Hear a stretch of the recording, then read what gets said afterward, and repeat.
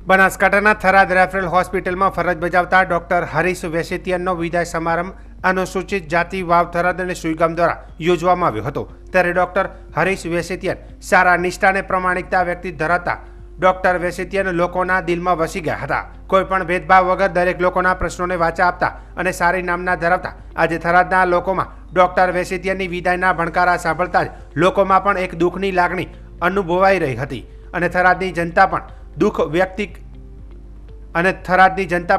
વ્યક્ત કરતી હતી કે ક્યારે આવા ડોક્ટર એક ભગવાન રૂપી વિદાય લઈને જાય છે।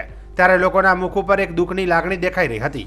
ત્યારે આ વિદાય સમારંભમાં વાવ થરાદ સુઈગામ અનુસૂચિત સમાજના ભાઈઓ દ્વારા આ વિદાય સમારંભ રાખવામાં આવ્યો હતો। આ વિદાય સમારંભમાં doctor Mathur, doctor Krunal Malosniya, doctor Kinjal Parmar, doctor Rathod, doctor Gehlot તેમજ પીરોમલ નજાર, પથુભાઈ રાઠોડ, રાશીભાઈ, શાંતિભાઈ વરણ, નાનજીભાઈ હડિયલ, પરાગભાઈ સવરખા તેમજ રેફરલ હોસ્પિટલનો સ્ટાફ દ્વારા ડોક્ટર વેસેતિયનને ભીની આંખે વિદાય આપવામાં આવી હતી।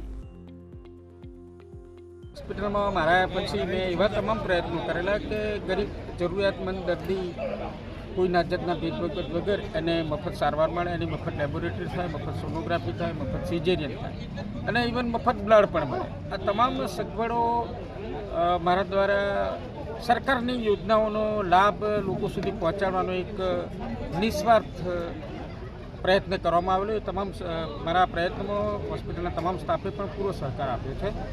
પરંતુ હવે સરકારની નીતિ નિયમ છે, સરકાર માય બાપ છે, સરકાર જે ધારે તે કરી શકે છે। એ કંઈક હશે અને મારી બદલી જાહેર રીતે જ્યારે ધંધુકા ખાતે થઈ છે ત્યારે હું એવું માનું છું કે ગીતામાં કૃષ્ણ ભગવાને કહ્યું છે કે જે થશે તે સારું થશે, જે થઈ ગયું તે પણ સારું થયું અને જે થવાનું હશે તે પણ સારું થશે એમ માની સરકારના આદેશને માથે ચડાવી હું ભીના હૃદયે હોસ્પિટલની વિદાય લઈ